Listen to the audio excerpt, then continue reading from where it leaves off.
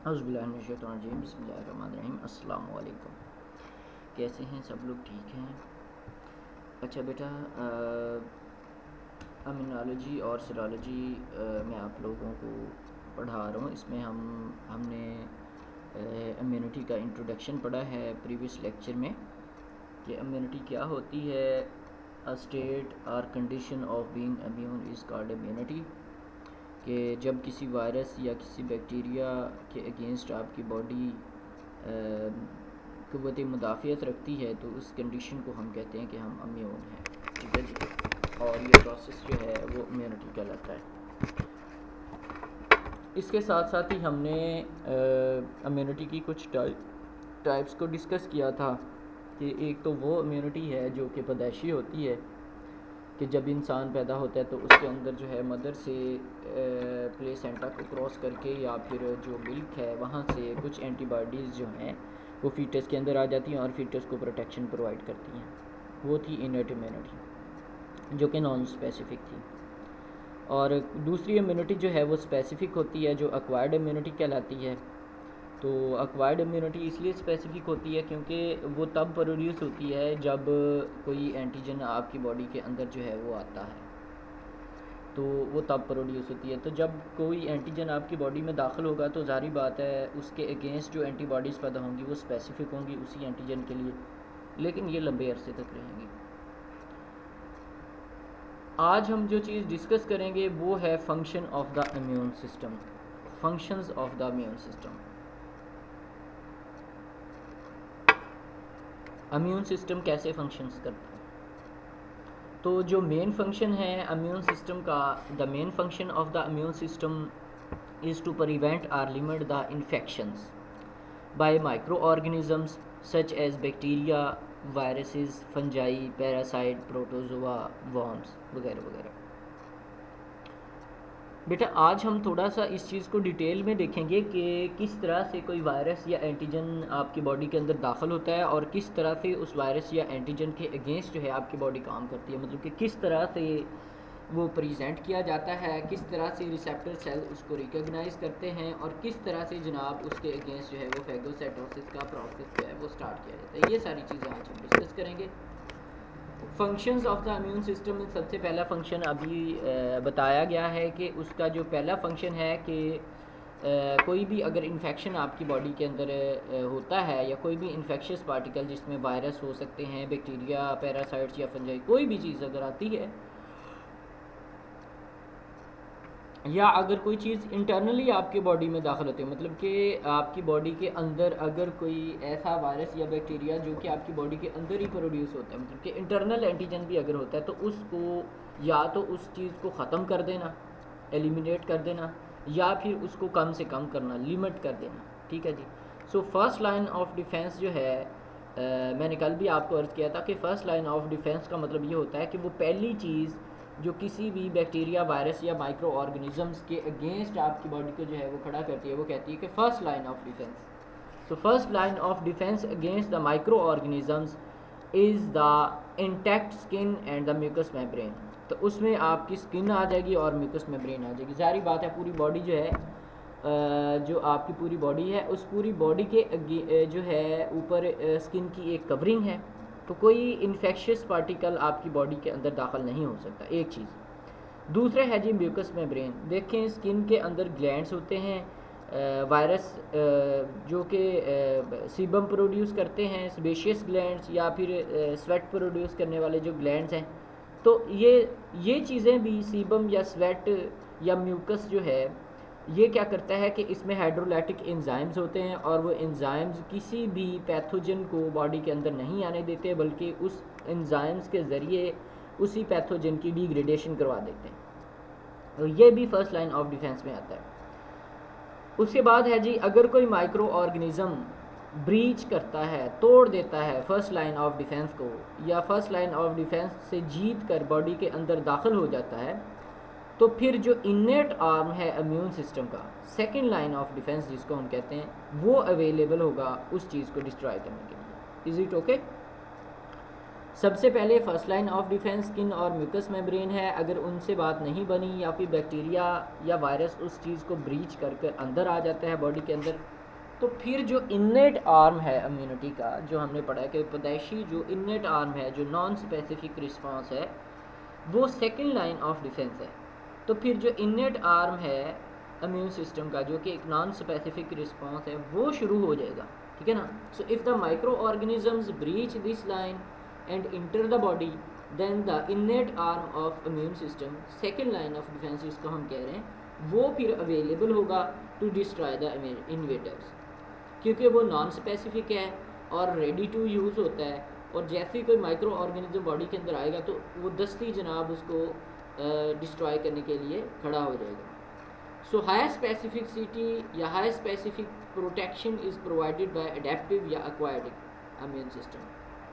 ठीक है, वायरस आपकी बॉडी में या कोई भी पैथोजन आपकी बॉडी के अंदर दाखिल होता है तो जो इन्नेट आर्म है वो उसको डिस्ट्रॉय करता है, लेकिन इन्नेट आर्म स्पेसिफिक नहीं है। और दूसरी बात ये है कि ये जल्दी ख़त्म हो जाता है, कि जल्दी शुरू होगा लेकिन जल्दी ख़त्म हो जाएगा। अगर हम बात करें ना म्यारी और पायदार तरीके की, कि जो उस बैक्टीरिया या वायरस या उस पैथोजन को मुकम्मल तौर पे डिस्ट्रॉय करता है या लंबे अरसे तक उसके ख़िलाफ़ लड़ता है या उसको डिस्ट्रॉय करता है, तो फिर हम बात करेंगे बेटा जो एक्वायर्ड आर्म ऑफ इम्यूनिटी है, जिसको हम थर्ड लाइन ऑफ डिफेंस कहते हैं। But it makes the several days for its arm to become the fully functional.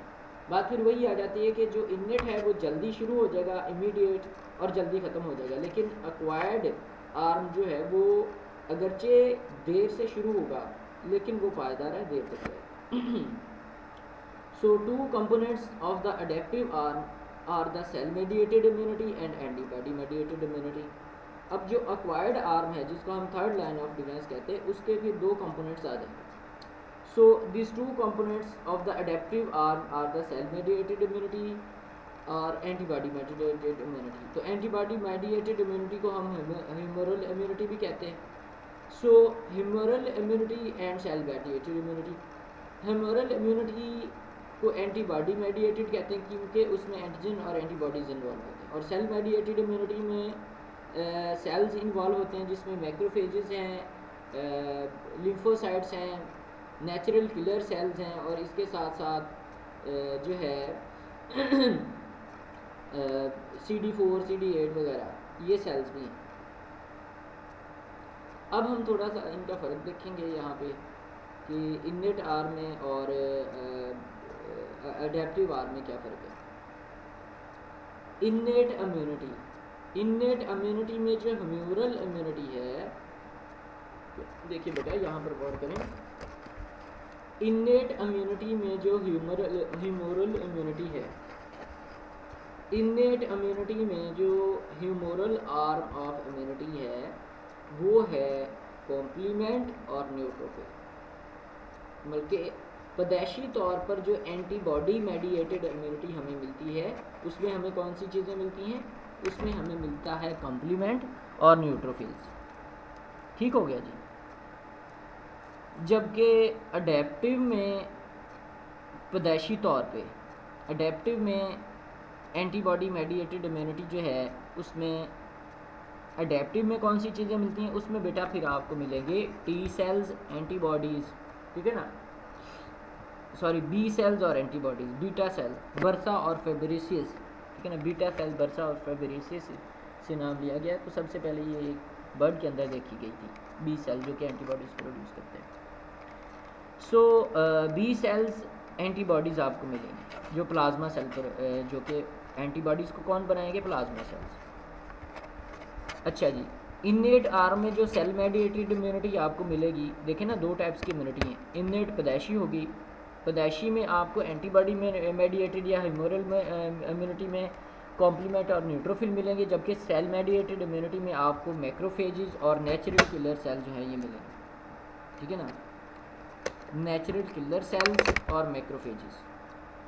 जबकि अडेप्टिव में जो बीटा सेल्स हैं वो बीटा सेल्स और एंटीबॉडीज़ जो कि प्लाज्मा सेल बनाएंगे, और इसके साथ साथ बेटा फिर आ जाएंगे सेल मेडिएटेड इम्यूनिटी में हेल्पर टी, सेल्स और cytotoxic T cell, helper T cells और साइटोटॉक्सिक टी सेल्स, ये दोनों आ जाएंगे। ठीक है जी, हेल्पर टी सेल्स और साइटोटॉक्सिक टी सेल्स।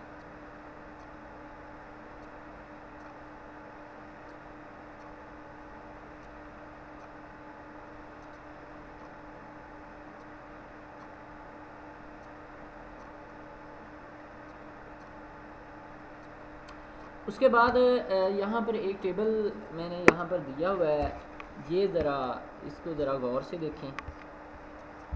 कह रहे कि introduction to the interaction and function of the major components of the immune system. अब लेफ़्ट साइड पे क्या है, ये वाली चीज़ जो है यहाँ पर देखें, लेफ़्ट साइड पे, लेफ़्ट साइड पे क्या है कि यहाँ पर एंटीबॉडी मेडिएटेड इम्यूनिटी है, ये वाली जो लेफ़्ट साइड पे ज़ाहिर बात है ह्यूमरल इम्यूनिटी है। This is our main defence against the extracellular या इनकैप्सुलेटेड या पायोजेनिक बैक्टीरिया, जिसमें स्टेफिलोकोकाई और स्ट्रेप्टोकोकाई आते हैं। ठीक है जी, उनके अगेंस्ट जो डिफेंस सिस्टम है वो कौन सा है, हमारा ह्यूमरल रिस्पॉन्स। कैसे होगा, बीटा सेल्स है, तो जब कोई एंटीजन आएगा, फ़र्ज़ किया साइटोकाइंस इंटरल्यूकिन 4 और 5 एक्टिवेट होते हैं उससे, ठीक है जी, तो प्लाज्मा सेल्स, बीटा सेल्स क्या करेंगे, प्लाज्मा सेल्स प्रोड्यूस करेंगे, और प्लाज्मा सेल्स आगे जाके क्या बनाएंगे बेटा, एंटीबॉडीज़ बना देंगे। ठीक है जी। अब एंटीबॉडीज़ का क्या काम है, एंटीबॉडीज़ जो हैं वो क्या करती हैं कि वो न्यूट्रलाइज़ कर देंगी टॉक्सिन्स को। ठीक है ना, टॉक्सिन्स का क्या कर देंगी, न्यूट्रलाइज कर देंगी, और वायरसेस को भी न्यूट्रलाइज कर देंगी, एक बात। या फिर ऐसे होगा कि जो एंटीबॉडीज़ हैं वो किसके साथ मिल जाएंगी, कॉम्प्लीमेंट के साथ मिल जाएंगी और न्यूट्रोफिल्स के साथ मिल जाएंगी। तो एंटीबॉडीज़ जब कॉम्प्लीमेंट और न्यूट्रोफिल्स के साथ मिलती हैं तो फिर वो बैक्टीरिया को किल कर देंगी। ठीक है जी, फिर वो क्या कर देंगी, बैक्टीरिया को किल कर देंगी। ठीक है, ये रिस्पॉन्स है ह्यूमोरल रिस्पॉन्स। ये कौन सा रिस्पॉन्स है, ह्यूमोरल रिस्पॉन्स है, कि जिसमें बीटा सेल्स होंगे। ठीक है जी, beta cells plasma cells produce करेंगे, प्लाज्मा सेल्स जो हैं वो एंटीबॉडीज़ प्रोड्यूस करेंगी। या तो एंटीबॉडीज़ जो हैं वो डायरेक्टली न्यूट्रलाइज कर देंगी टॉक्सिन्स और वायरस को, या फिर कॉम्प्लीमेंट सिस्टम को एक्टिवेट करेंगी और न्यूट्रोफिल्स के साथ मिलकर जो है वो बैक्टीरिया को किल करेंगी। ठीक है जी, अब देखें introduction to the interaction and function of the major components of the immune system. Left side पे क्या है, एंटीबॉडी मेडिएटेड या ह्यूमरल इम्यूनिटी। ठीक है जी, एंटीबॉडी या ह्यूमरल इम्यूनिटी, इसमें देखें this is our main defence against the extracellular encapsulated pyogenic bacteria such as streptococcus या फिर streptococcus. Antibodies also neutralize toxin. अब एंटीबॉडीज़ जो हैं ये क्या करेंगी कि ये इसके अलावा टॉक्सिन्स को भी न्यूट्रलाइज करती हैं। जैसा कि कौन से टॉक्सिन्स आ जाएंगे, इसमें टेटनस टॉक्सिन्स है, इसके साथ साथ ये वायरसेस को भी न्यूट्रलाइज करेंगी, जैसा कि हेपेटाइटिस बी का वायरस है। ये बात बड़ी अहम है, आपने याद करनी कि एंटीबॉडीज़ बैक्टीरिया को किल करने के साथ साथ टॉक्सिन्स को भी न्यूट्रलाइज करेंगी, जैसा कि टेटनस का टॉक्सिन है, और वायरसेस को भी न्यूट्रलाइज करेंगी, जैसा कि हेपेटाइटिस बी का वायरस है। अब दूसरी जानब आप आ जाएं सेल मेडिएटेड इम्यूनिटी की तरफ, ये वाली जो राइट साइड है, ये वाली सेल मेडिएटेड इम्यूनिटी। अब सेल मेडिएटेड इम्यूनिटी जो है वो मेजरली दो हिस्सों में डिवाइडेड है। मेजरली किस में डिवाइडेड है, दो हिस्सों में, साइटोटॉक्सिक सेल्स और हेल्पर सेल्स। साइटोटॉक्सिक सेल्स को हम CD8 कहते हैं और हेल्पर सेल्स को हम CD4 कहते हैं। ठीक है जी, हेल्पर सेल्स को हम क्या कहते हैं, CD4 कहते हैं। अब राइट साइड पे देखें, cell mediated immunity, there are the two distinct components. Distinct किसको कहते हैं, वाजे को। तो इसमें दो डिस्टिंक्ट कंपोनेंट्स होंगे, एक क्या है, हेल्पर टी सेल्स और macrophages are our main defence against the intracellular bacteria. अब सेल के अंदर अगर कोई बैक्टीरिया आता है तो उसके अगेंस्ट क्या है, उसके अगेंस्ट है हेल्पर टी सेल्स और मैक्रोफेजेस, जो कि इंट्रासेलुलर बैक्टीरिया जिसमें माइकोबैक्टीरियम ट्यूबरकुलोसिस है, या फिर फंजाई आ जाता है जिसमें हिस्टोप्लाज्मा कैप्सुलेटम है। उनके अगेंस्ट जो काम करेगा वो है helper T lymphocytes. Helper T lymphocytes या CD4 वो किसके अगेंस्ट काम करेंगे? वो बेटा करेंगे मैक्रोफेजिस के अगेंस्ट, ठीक है ना। सॉरी, हेल्पर टी लिम्फोसाइट और मैक्रोफेजिस जो है वो बैक्टीरिया के अगेंस्ट जिसमें माइकोबैक्टीरियम ट्यूबरकुलोसिस है, या फिर फंजाई जिसमें हिस्टोप्लाज्मा कैप्सुलेटम। जबकि जो साइटोटॉक्सिक टी लिम्फोसाइट्स हैं जिनको हम CD8 सेल्स भी कहते हैं, so cytotoxic T lymphocytes are the important components या important defence against the viruses and act by destroying the viruses infected cells. तो यहाँ पर मैं आप लोगों को दिखा दूँ बेटा कि जो हेल्पर CD4 सेल्स हैं इनमें अब आगे जाकर इंटरल्यूकन 2 और इंटरल्यूकन जो है 2 इसको एक्टिवेट करता है। हेल्पर CD4 या हेल्पर टी लिम्फोसाइट एक्टिवेट होंगे तो एक्टिवेटेड हेल्पर सेल्स और मैक्रोफेजेस ये दोनों आपस में मिल जाएंगे, ठीक है जी। एक्टिवेटेड हेल्पर टी सेल्स और मैक्रोफेजेस ये दोनों आपस में मिलकर क्या करेंगे? ये बेटा इनहिबिट कर देंगे इंट्रासेलुलर बैक्टीरिया को और फंजाई को। इंट्रासेलुलर बैक्टीरिया, इंट्रासेलुलर से मुराद होता है कि जो सेल के अंदर होगा, इंटरसेलुलर से मुराद है कि जो सेल्स के दरमियान में चीज़ होगी। तो सेल के अंदर जो बैक्टीरिया जाएगा उसको हम इंट्रासेलुलर कहेंगे, उसको, और जो फंजाई है उसको किल कौन करेगा? CD4।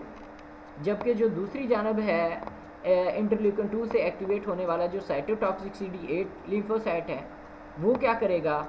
वो किल कर देगा वायरसेस को, और वायरस के से जो सेल इन्फेक्टेड हुआ है उसको भी, वायरस और वायरस इन्फेक्टेड सेल्स वो किल करेगा। यहाँ पर देखें cytotoxic T cells are important defence, ठीक है बेटा।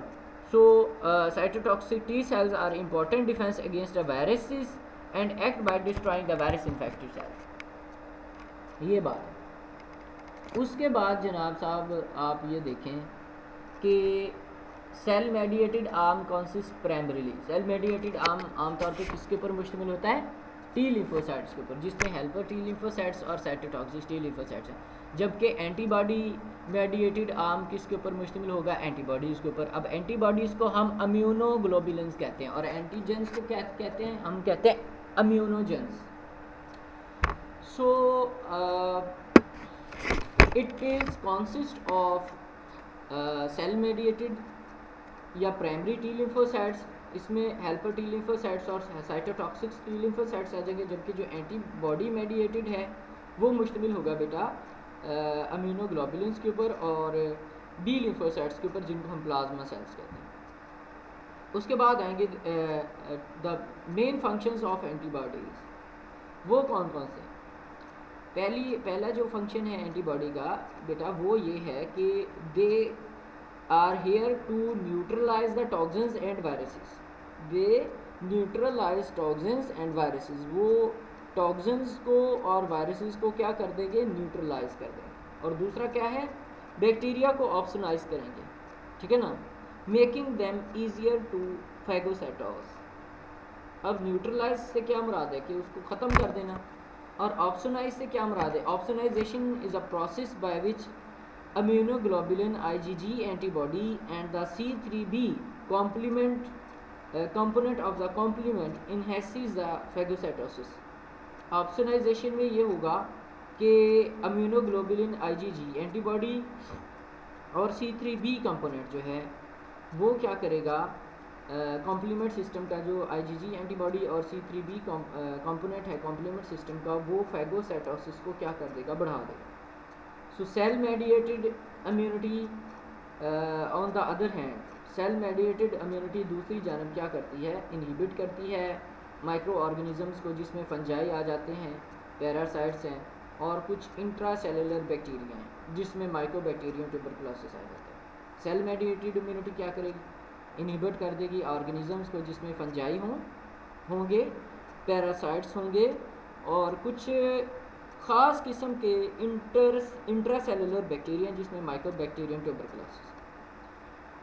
It also kills the virus infected cells and tumour cells. ये इसके साथ साथ वायरस इन्फेक्टेड सेल्स और ट्यूमर सेल्स को भी किल करता है। Both cell mediated and antibody mediated response are characterized by three important features. अब एंटीबॉडी मेडिएटेड और सेल मेडिएटेड जो रिस्पॉन्स है उसकी तीन खसूसियात हैं। पहली खसूसियत क्या है कि they exhibit remarkable diversity, they exhibit remarkable diversity, उनमें बहुत ज़्यादा डाइवर्सिटी पाई जाती है। मकसद कहने का क्या है कि they can respond to millions of different antigens, they can respond to millions of different antigens, वो मुख्तलिफ तरह की मिलियंस एंटीजन को रिस्पॉन्स करने के काबिल हैं। दूसरी बात क्या है, दे हैव लॉन्ग मेमोरी, उनके अंदर मेमोरी सेल्स हैं। They can response many years after the initial exposure because memory T cells and memory B cells are the produce. अब बेटा इसमें क्या होगा कि इनमें अब मेमोरी टी सेल्स भी प्रोड्यूस हो जाएंगे और मेमोरी बी सेल्स भी प्रोड्यूस हो जाएंगे। तो मेमोरी टी सेल्स और मेमोरी बी सेल्स प्रोड्यूस होने की वजह से इनका जो रिस्पॉन्स होगा वो बहुत लंबे अरसे तक चलेगा। ठीक है जी। और तीसरी बात क्या है, दे एग्जिबिट, ठीक है ना, दे एग्जिबिट इक्विजिट स्पेसिफिसिटी, ठीक है ना, दे एग्जिबिट इक्विजिट स्पेसिफिसिटी, जैसा कि their actions are specifically directed against the antigens and initiated the response. उनके जो एक्शंस हैं वो स्पेसिफिकली किसके अगेंस्ट हैं, एंटीजन्स के अगेंस्ट हैं जो कि इस रिस्पॉन्स को इनिशिएट करें, ठीक है ना, दैट इनिशिएट द रिस्पॉन्स।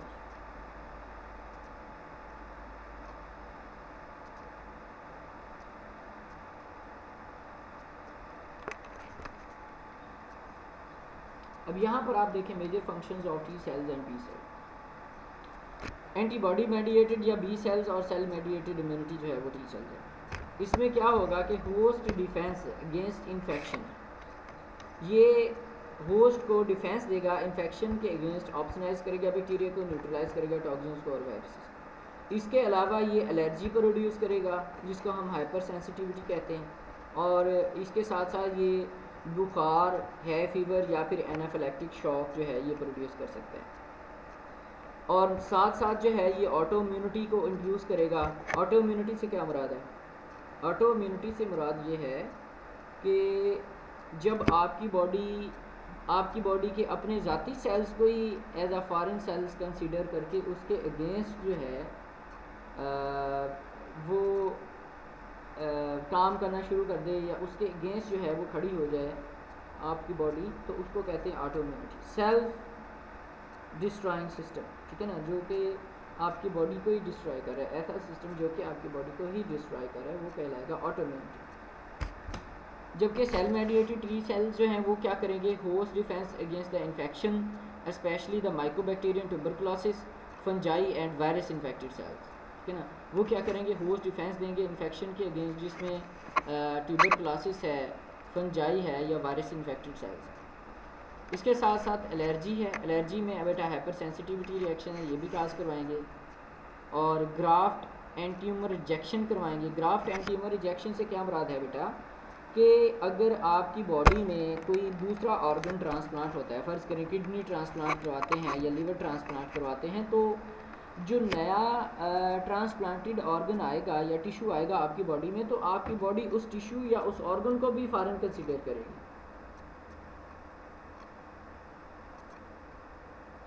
ठीक है ना, उस टिश्यू को भी फॉरेन कंसीडर करेगी। उस टिश्यू को फॉरेन कंसीडर करते हुए उसके अगेंस्ट जो है इम्यून सिस्टम जो है वो एक्टिवेट हो जाएगा, ठीक है ना।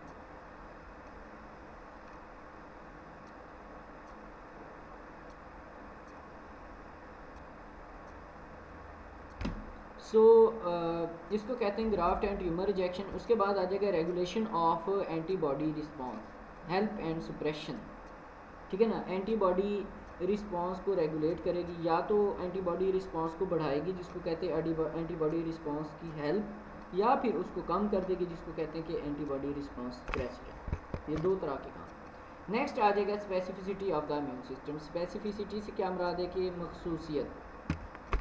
Cell mediated immunity and antibody are both highly specific for the invading organism. Cell mediated immunity की बात करें या फिर हम एंटीबॉडी मेडिएटेड इम्यूनिटी की बात करें, ये दोनों जो हैं ये हाईली स्पेसिफिक हैं किसी भी ऑर्गेनिज्म को किल करने के लिए।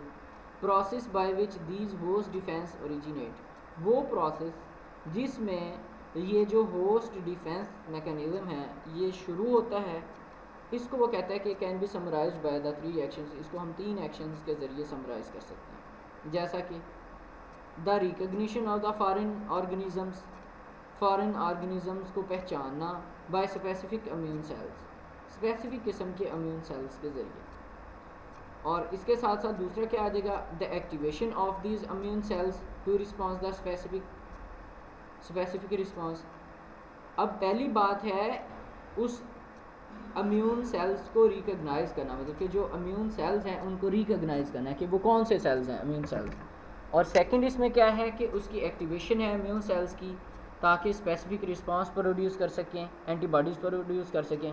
थर्ड इसमें आ जाएगा कि response that specifically targets the organisms for the destruction, तो वो रिस्पांस जो कि स्पेसिफिकली ऑर्गेनिज्म की डिस्ट्रॉय के लिए शुरू होता है। रिकॉग्निशन आ जाएगा, एक्टिवेशन और डिस्ट्रक्शन, तो ये 3 तरह की स्पेसिफिसिटी।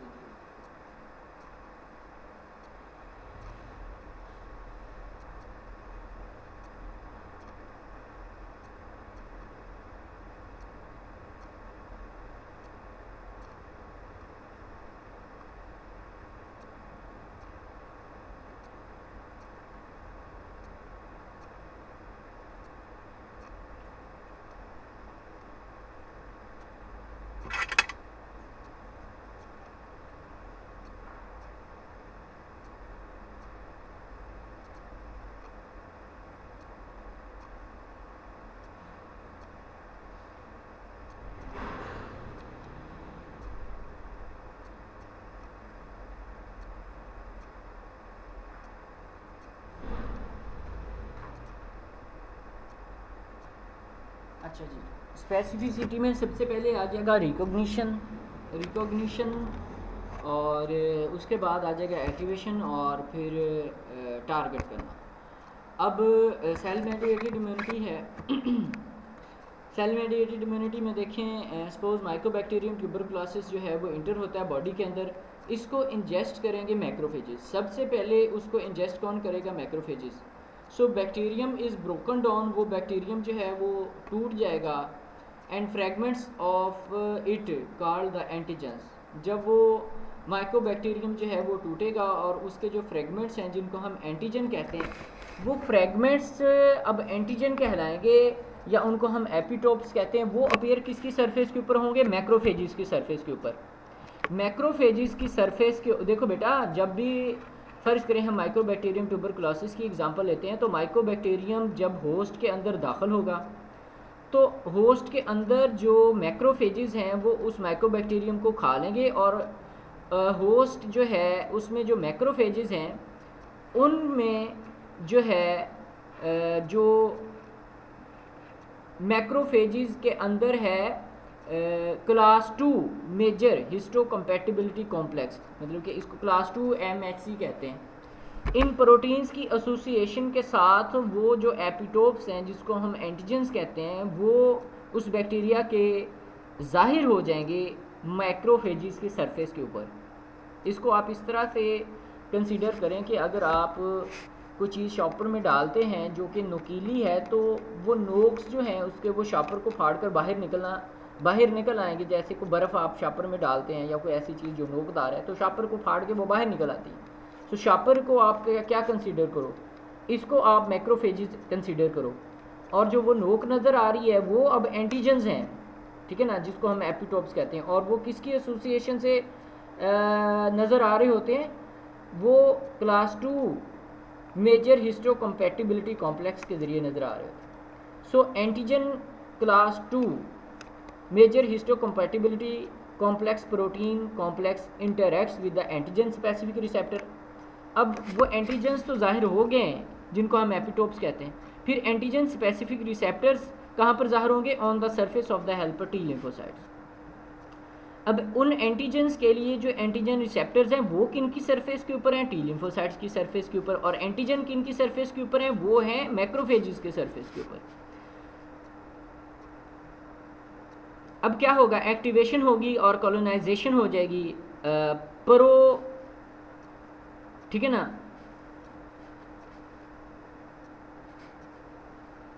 इंटरफेरॉन प्रोलिफरेशन हो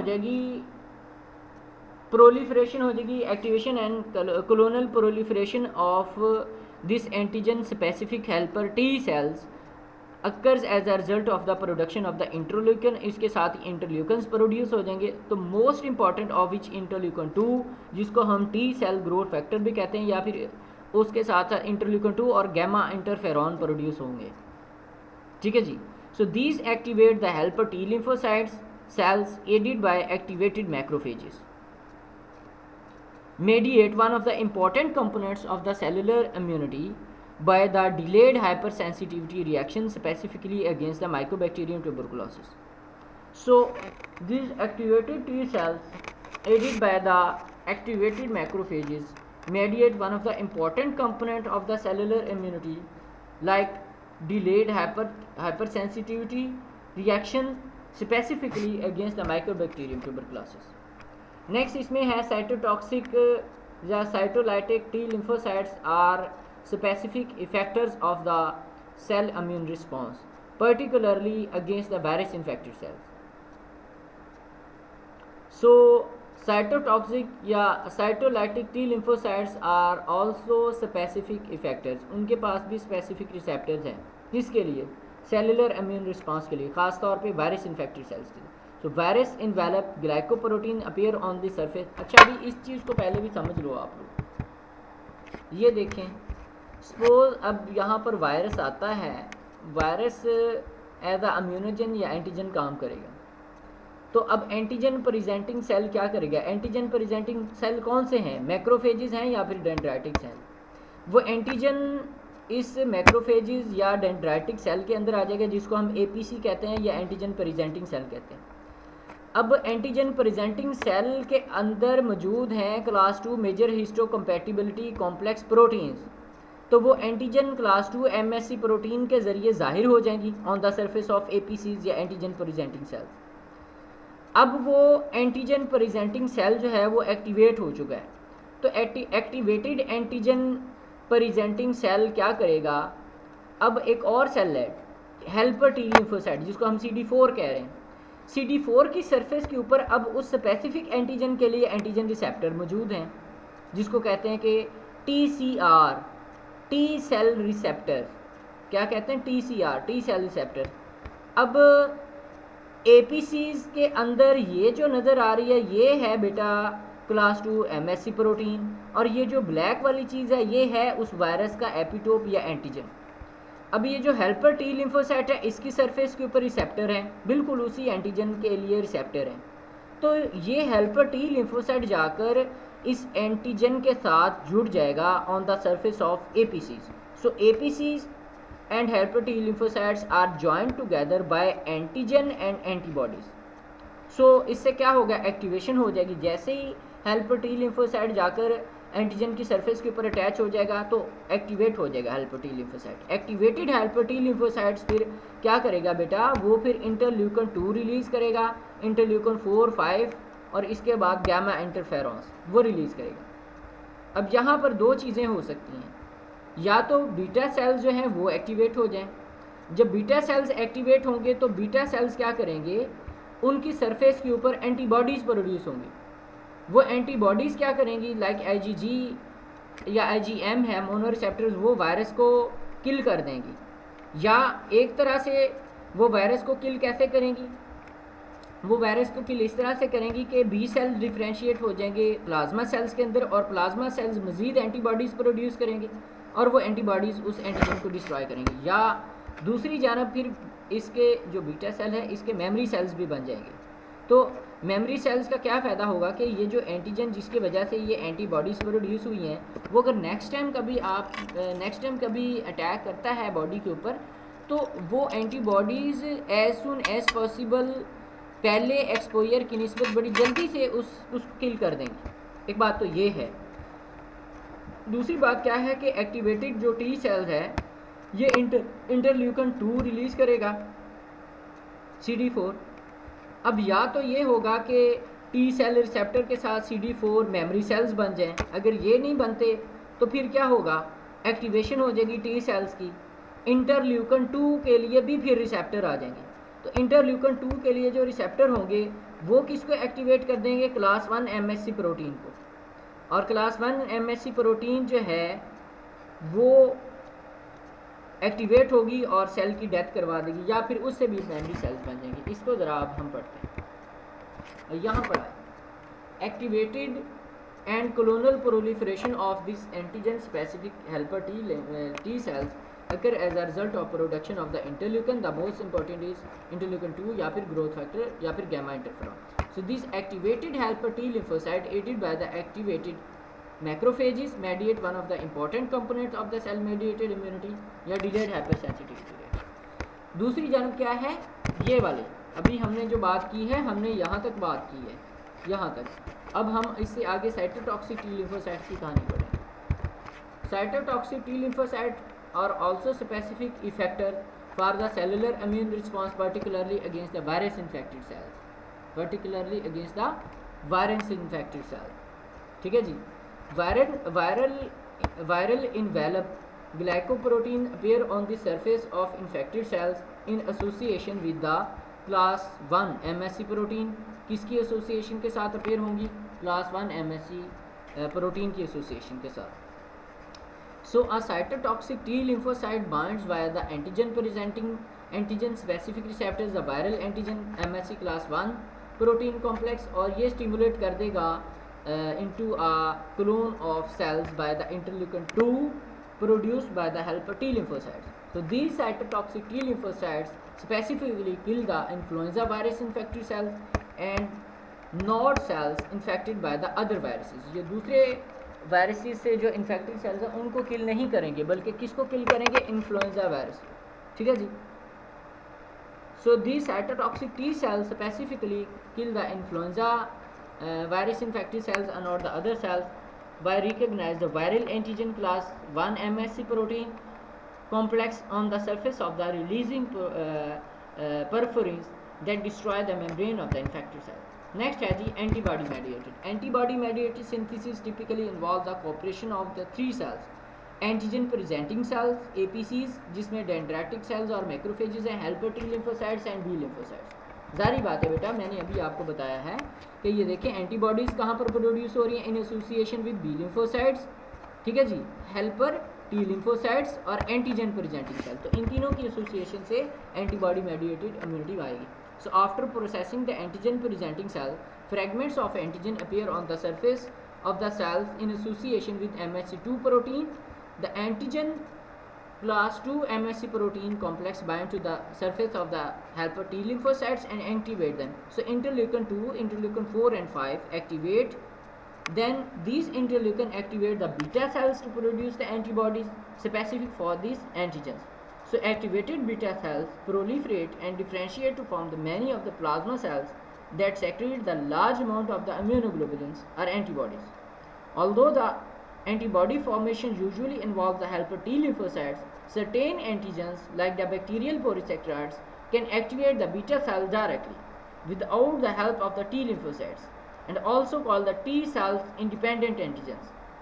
First thing is that antibodies are produced by the activation of the T lymphocyte, but some antigens can directly activate the B cells या beta cells to produce the antibody. So this response is called the T cell independent antigens because it is never dependent on the CD4 helper T lymphocytes for their activation of the beta cells. So in these cases, so T cells independent response, only IgM is produced by the beta cells because it requires the interleukin 4 and 5 made by the helper T lymphocyte for the beta cell activation and class switch to produce the IgG, IgA and IgA antibodies.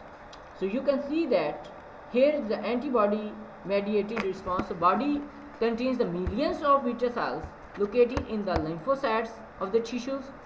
Each response to the specific antigen become activated in presence of the foreign antigens. So under processed या unprocessed antigen, weak response need to process the antigen for the strong response. So you can see that whenever an antigen enters it is presented by the it presents its apoptosis antigens on the surface of APCs. Then APCs activate the CD4 and CD4 activate the beta cells. Beta cell produces a large amount of antibodies. So antibody independent CD4 independent response starts without the CD4 activation. You can see here is the example of virus infected cells. Whenever virus infected cell enters, so it activates the beta cell to produce the CD4 cells. It can also be activated by the CD4 या CD8. तो virus macrophages ये वही चीज़ है बेटा जो अभी हमने discuss की है, तो इसको भी आप साथ देख लें। इसके साथ ही आपका आज का लेक्चर ख़त्म होता है, इसके साथ ही इजाज़त दें। अल्लाह हाफ़िज़, थैंक यू।